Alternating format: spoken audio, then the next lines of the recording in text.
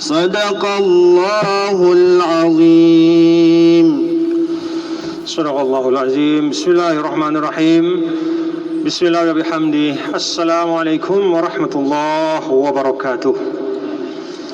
Alhamdulillah wassalatu wassalamu ala habibina Muhammad ibn Abdullah wa ala alihi wa sahbihi wa man tabi'a hudahu ila yaumil qiyamah, amma ba'd.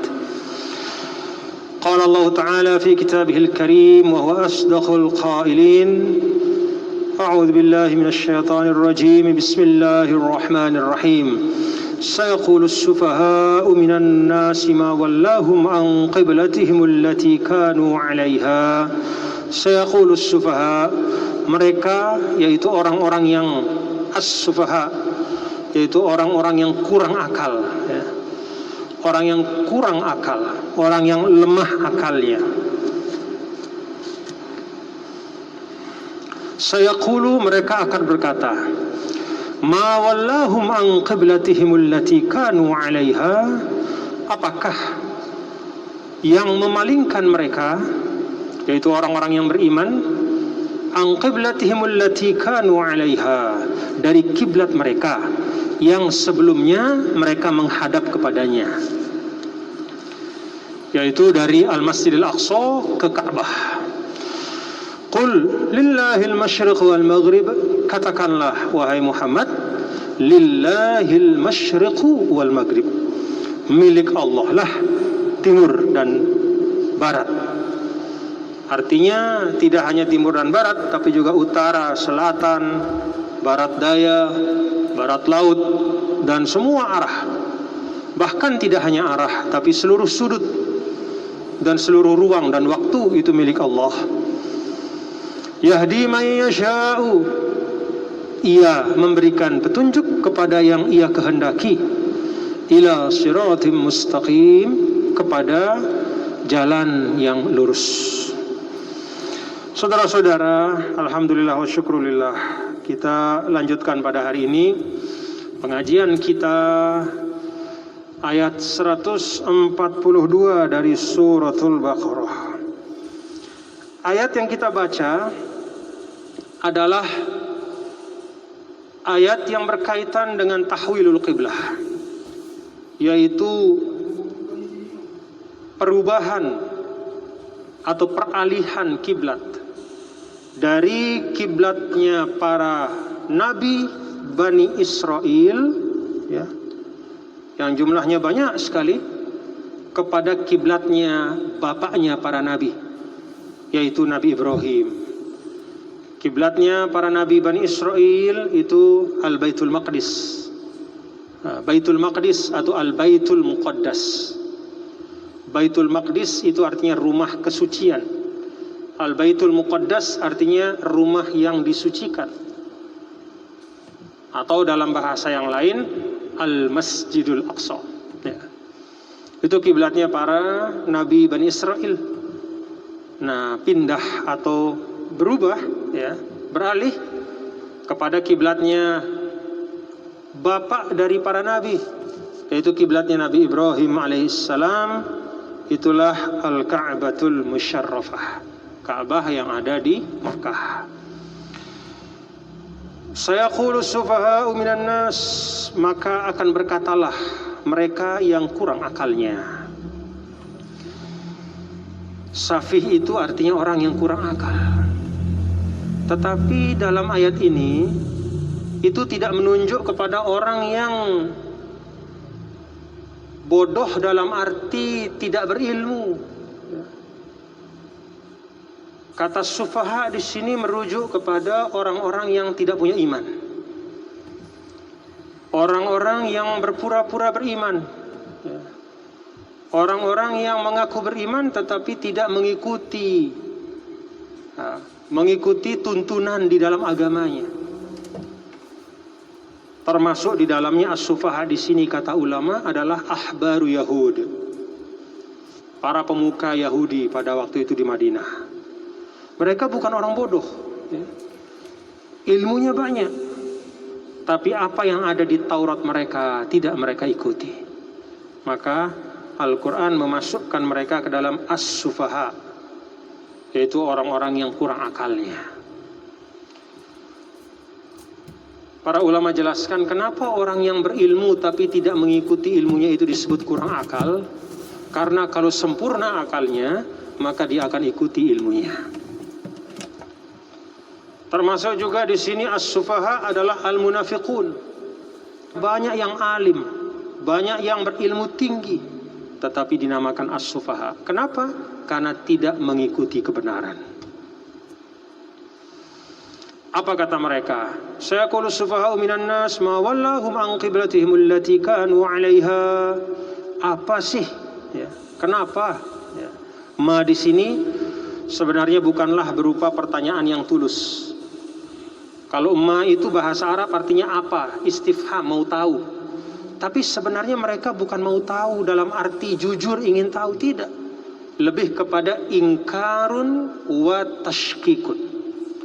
Jadi ma di sini bentuknya pertanyaan, tapi lebih kepada pengingkaran. Ya.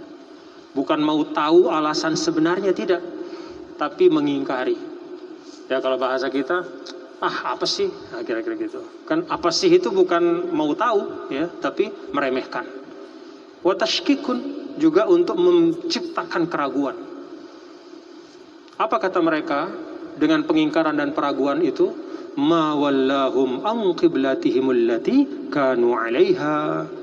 Apa sih? Ya, dengan penuh pengingkaran, dengan mencoba menanamkan keraguan, kenapa kok pindah kiblat? Kira-kira gitu. Kalau memang Nabi besar Muhammad SAW itu ahlul haq, kenapa kok perlu pindah kiblat? Kok kayaknya pelin-pelan, kira-kira gitu. Ya. Wah, ributlah mereka. Maka Allah Ta'ala jawab, kullillahil masyriqu wal maghrib. Katakanlah bahwa Allah lah yang memiliki timur dan barat. Artinya Allah lah yang menetapkan. Apa yang ditetapkan Allah, itulah yang kita ikuti. Karena kita mengaku sebagai hamba Allah. Jadi kita sebagai orang beriman itu bukan mempertanyakan, tapi melaksanakan. Ketika Allah Subhanahu wa Ta'ala setelah 16 bulan Nabi di Madinah, kemudian memerintahkan untuk pindah arah kiblat dari Baitul Maqdis ke Ka'bah, itulah ketetapan Allah.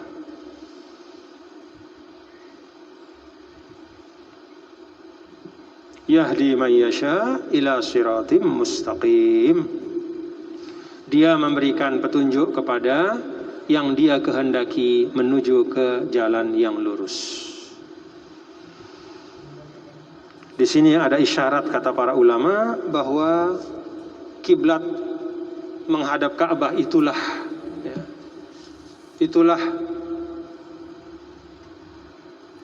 satu tanda bahwa Allah Subhanahu wa Ta'ala memberikan ketetapan kepada umat Nabi besar Muhammad sallallahu alaihi wasallam untuk mengikuti akar daripada tauhid, ya, yaitu millat Ibrahim. Jadi ada simbol dari Baitul Maqdis ke Ka'bah, itu adalah simbol bahwa pengikut Nabi besar Muhammad sallallahu alaihi wasallam itu diberikan arah yang lempeng, ya, mengikuti kepada kiblatnya Nabi Ibrahim alaihissalam. Jadi pengingat bahwa tauhid itu yang utama. Nah, bapak-bapak, saudara sekalian, di sini ada banyak hal yang bisa kita ambil, ya. Jadi coba kita lihat, ya. Sayaqulus sufaha'u minan nas. Orang-orang yang kurang akalnya akan mengatakan. Nah, akan mengatakan. Kalau misalnya, ya, bapak-bapak nih, saudara-saudara, ada kepala desa misalnya, dia tahu, ya, bahwa misalnya katakanlah atasan kepala desa itu kan camat, ya, bahwa Pak Camat itu punya jadwal setiap hari Ahad keliling ke desa-desa. Lalu jadwalnya Pak Camat itu ke desa itu hari Minggu besok, ya, hari Ahad besok itu. Lalu dia ngomong di depan rakyatnya semua, bapak-bapak, ibu, nanti hari Ahad itu, hari Minggu itu nanti Pak Camat akan datang kemari. Kira-kira dia ngomong begitu ya. Pada saat Pak Camat itu nggak suka sama kepala desa. Kepala desa itu menjanjikan, katakanlah, atau memastikan, Bapak Ibu, nanti hari Ahad Pak Camat itu pasti akan datang ke desa kita. Nah, kalau ya, ini Pak Camatnya kan nggak suka sama kepala desa misalnya ya, dalam keadaan seperti itu. Lalu gampang sekali ya, Camat itu membuat kepala desa itu malu dengan cara apa? Tidak datang hari Ahad itu. Jadi begitu didengar oleh Pak Camat bahwa kepala desa itu menjanjikan bahwa dia akan datang, maka sangat gampang ya, bagi Camat itu untuk mempermalukan Pak Kepala itu dengan dia tidak datang. Saya emang nggak suka sama dia, saya nggak mau datang, biar ketahuan bohongnya. Kira-kira gitu ya, biar ketahuan bohongnya. Nah, coba perhatikan Bapak-bapak Saudara ya. Al-Quran di sini jelas mengatakan mereka yang kurang akalnya akan berkomentar, akan mengatakan ya, dengan penuh pengingkaran, kenapa kiblat dipindahkan? Ini belum terjadi. Coba Bapak-bapak Saudara bayangkan betapa mudahnya sebenarnya ya, betapa mudahnya sebenarnya bagi orang-orang, katakanlah orang-orang ahbarul Yahud ya, orang-orang yang tidak suka kepada Nabi SAW, untuk menunjukkan, katakanlah dalam tanda kutip ya, ketidakbenaran Al-Quran ini dengan mereka diam saja. Ya kan begitu Bapak-bapak ya? Begitu tahwil qiblah, diam saja. Lalu kemudian beberapa waktu mereka akan mengatakan, wah itu nggak benar Muhammad, dia bilang saya kulus sufaha, kita nggak ada yang komen kok. Kan begitu. Ya, coba renungkan ya. Jadi ayat ini sudah menceritakan tentang akan terjadi ya, dan Nabi membacanya ya, saya kulus sufaha minan nasi ma wallahum, nanti orang-orang yang sufaha, yaitu orang-orang yang ahbarul Yahud dan mereka yang kurang akalnya, yang benci itu akan mengatakan, mereka akan komen, mengatakan apa dasarnya kok pelin-pelan kayak begini. Ini belum terjadi perpindahan kiblat itu. Nabi sudah omongkan betapa mudahnya. Nah, coba ya, betapa mudahnya, kan semua mendengar tuh. Nabi ceramah, Nabi baca Al-Quran, semua tahu, yang muslim yang nggak muslimnya. Di Madinah waktu itu masih banyak yang nggak suka, yang munafik segala macam. Ini masih tahun kedua Hijriah ya, panjang perjalanan masih. Betapa mudahnya ya, untuk kemudian mereka menunjukkan ketidakbenaran Al-Quran dengan mereka diam saja. Misalnya sepakatlah, bapak-bapak, kata Muhammad nanti kiblat akan pindah, lalu kita akan komen. Yuk kita sepakat ya, nggak usah komen ya, biar ketahuan bohongnya Muhammad gitu. Kan begitu ya, seperti analog yang tadi. Tapi apa yang terjadi benar apa yang Allah sampaikan dalam ayat ini, bahwa ketika kemudian ya di dalam ayat qad nara taqalluba wajhika fis sama falanuwalliyannaka qiblatan tardoha fawalli wajhaka. Dalam ayat berikutnya setelah beberapa waktu kemudian Allah mengatakan qad nara taqalluba, kami telah melihat keresahanmu wahai Muhammad, keinginanmu, harapanmu agar kiblat itu mengarah ke Ka'bah, maka hadapkanlah wajahmu sekarang. Fawalli wajhaka syatrul masjidil haram. Hadapkan ke Ka'bah. Benar, begitu keluar ini ayat ini ribut langsung. Jadi apa yang dikabarkan oleh Al-Quran itu nyata terjadi beberapa waktu setelah Al-Quran ya, menjelaskan saya qulu, benar terjadi. Padahal sekali lagi seperti tadi analognya ya, ketika mereka mendengar ini kan gampang sekali, udah kita nggak usah komen lah, kita diam saja, berarti ketahuan bohongnya ini ayat ini. Oh ternyata tidak ya. Jadi begitu turun benar ternyata seperti yang saya qulu itu, ribut mereka. Nah ini satu titik ya dari Al-Quran yang menunjukkan kemukjizatan Al-Quran. Jadi apa ya? Mereka terkondisikan, ya. Padahal mencari segala sesuatu, segala cara untuk menunjukkan, ya, kelemahan. Bahkan mereka ingin menunjukkan Nabi Muhammad SAW itu dusta dan segala macam. Segala cara mereka cari. Tapi ketika cara itu ada, mereka tidak bisa melakukannya. Apa yang diramalkan oleh ayat ini benar terjadi. Jadi kalau kita belajar tafsir, ya, belajar tentang ayat demi ayat, Masya Allah, semakin kita baca, ya, semakin kita renungkan, oh iya, memang semua itu mengalir dari tanzilum min hakimin hamid, ya. Jadi turunnya dari Allah. Karena demikian banyak sebenarnya, ya, ruang-ruang yang dimungkinkan, tapi ternyata terjadi sesuai dengan apa yang disampaikan oleh Al-Quran. Alhamdulillah, ya. Sayaqulu as-sufaha'u minan nasi ma wallahum an qiblatihim allati kanu 'alaiha. Jadi kapan terjadinya atau turunnya perintah untuk menghadap kepada Ka'bah itu pada bulan ke-16, ya, atau ke-17 dari hijrahnya Nabi besar Muhammad sallallahu alaihi wasallam. Jadi 16 bulan menghadap ke Masjidil Aqsa. Nah, setelah 16 bulan itu turunlah perintah di ayat 144 ini, di bawahnya itu menghadap ke Ka'bah. Dulu waktu di Mekah, ya, Nabi SAW itu menghadap Ka'bah tapi sekaligus menghadap Baitul Maqdis. Bagaimana caranya? Jadi Nabi kalau sholat di Mekah itu selalu di antara rukun Yamani dan rukun Hajar Aswad. Jadi rukun Yamani, kemudian Hajar Aswad, disitulah Nabi sholat. Di depannya Ka'bah, tapi itu satu arah juga dengan Masjidil Aqsa, ya. Nah, ketika pindah ke Madinah, Madinah itu kan pertengahan antara, katakanlah, ya, dalam tanda kutip pertengahan antara, berada di antara Mekah dan Al-Quds. Jadi tidak bisa kalau menghadap Masjidil Aqsa berarti Ka'bah di belakang, ya. Kalau menghadap ke Ka'bah berarti Masjidil Aqsa di belakang, gitu.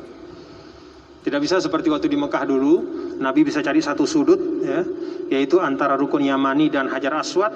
Dia sholat menghadap Ka'bah, tapi juga sekaligus. Nah, ketika hijrah ke Madinah itu, ya, ketetapan Allah diminta untuk menghadap ke Masjidil Aqsa. Nah, dilakukanlah itu 16 bulan. Tapi Nabi SAW ada kehendaknya. Kehendak di sini bukan hawa nafsu, ya. Ini bedanya antara kehendak orang biasa sama kehendak orang soleh, ya. Jadi kalau kehendak orang soleh, apalagi Nabi yang mulia, Nabi besar Muhammad sallallahu alaihi wasallam,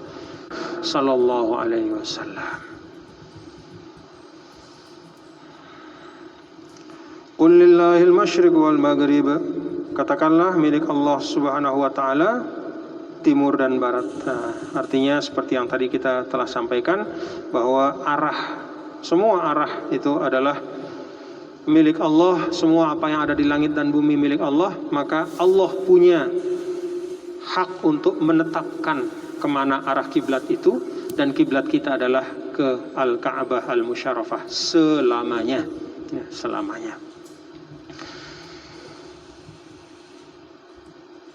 Yahdi man yasha, dia memberikan petunjuk kepada yang ia kehendaki, ila siratim mustaqim, kepada jalan yang lurus. Wallahu subhanahu wa ta'ala alam. Ada beberapa ayat lagi yang terkait dengan ini, tapi akan kita sambung insyaallah pada kesempatan yang akan datang. Bapak-bapak dan saudara-saudara sekalian, ya, sekali lagi dan sebagai pengingat bagi kita, ya, sebagai pengingat bagi kita, saudara-saudaraku, ya, dan ini juga bagian yang diajarkan oleh Islam kepada kita, bahwa mari kita ikuti, ya, panduan-panduan yang diberikan oleh pemimpin-pemimpin kita. Nabi SAW mengajarkan bahwa alal mar'il muslim as-sam'u wa ta'ah. Jadi ketika kita punya kepemimpinan itu kita ikuti. Pada hal-hal apa kita ikuti? Fima ahabba wa kariha. Baik hal-hal itu kita sukai dalam arti cocok dengan selera kita, au kariha, ya, ataupun sesuatu itu menurut pandangan subjektif kita sebagai seorang individu itu kurang pas.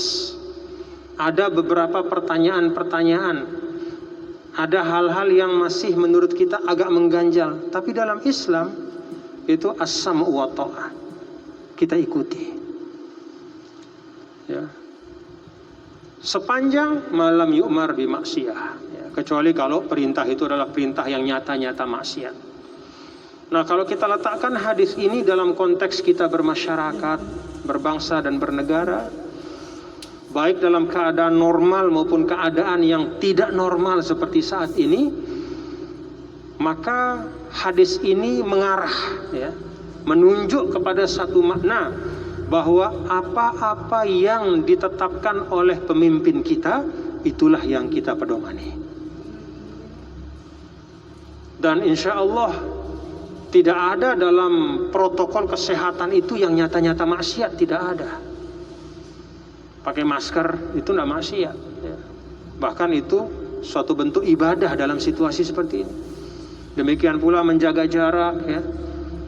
Demikian pula melaksanakan semua, ya, termasuk ketetapan yang terakhir itu untuk Jawa dan Bali, itu juga bagian, ya, dari tuntunan Islam untuk apapun yang ada yang merupakan tuntunan dari pemerintah itu alal mar'il muslim as-sam'u wa ta'ah. Bagi kita wajib kita taati. Maka kepada saudara-saudara sekalian, ya, kita akan meyakini kehidupan ini dimensinya tidak hanya dimensi duniawi. Kalau dimensi duniawi, maka arahan-arahan itu hanya kita maknakan sebatas kita sebagai warga negara.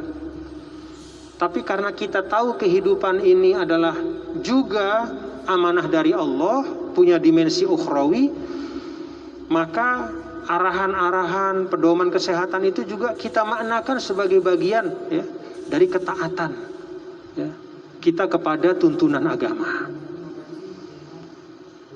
Jadi tidak hanya kita memaknakan, oh ya udah saya sebagai orang Indonesia saya taat, ikuti, ya. Tidak hanya itu kalau kita sebagai seorang muslim, tapi ketaatan kita kepada pemimpin itu bagian, ya, dari tuntunan agama. Dengan itulah maka dia menjadi ibadah. Ya kan, beberapa kali kalau kita lihat, ya, dalam tuntunan agama kita itu sesuatu amal itu menjadi ibadah dengan 4 hal. Yang pertama husnun niyah, niatnya itu harus baik. Apa niat yang baik itu dalam Islam?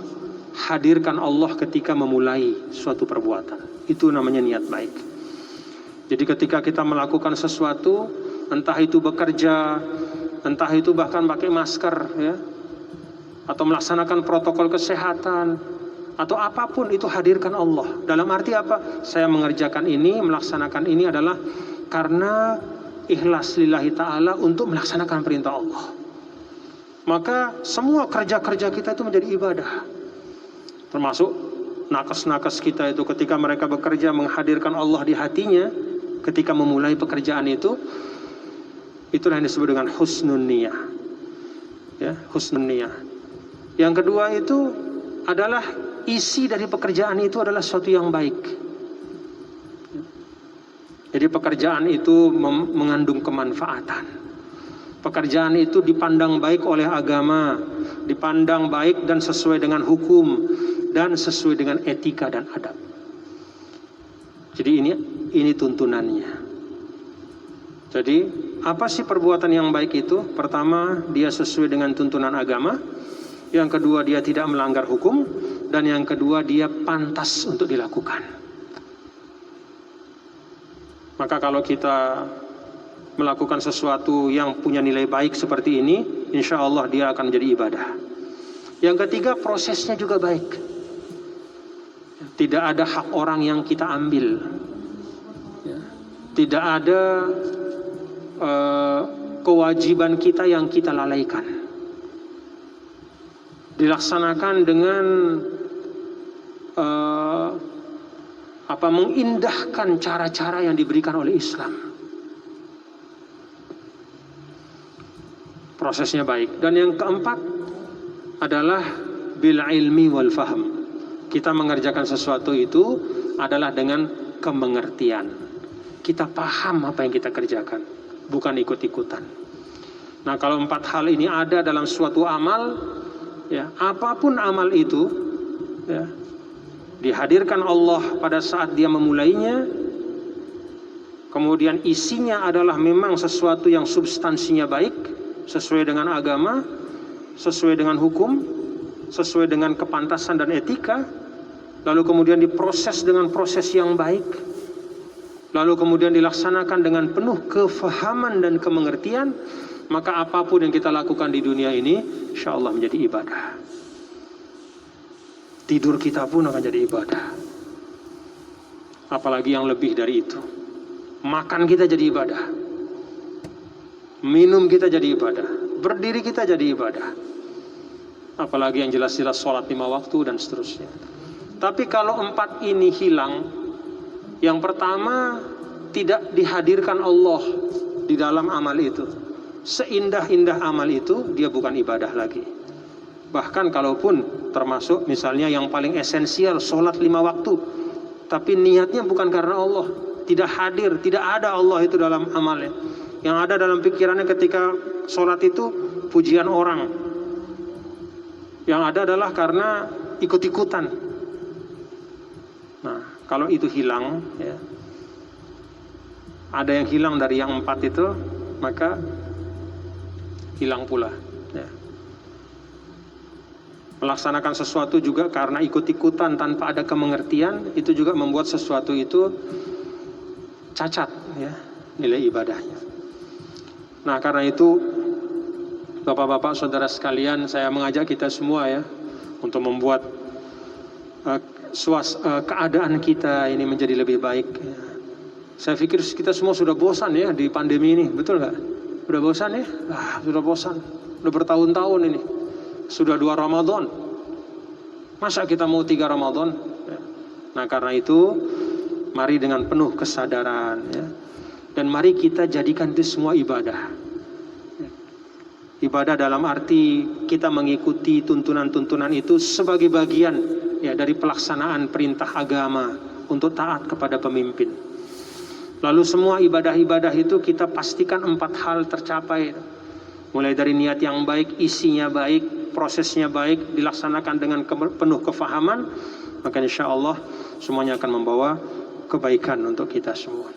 Ini yang saya pesankan kepada kita semua, bapak-bapak saudara, ya, saya pesankan untuk diri saya juga.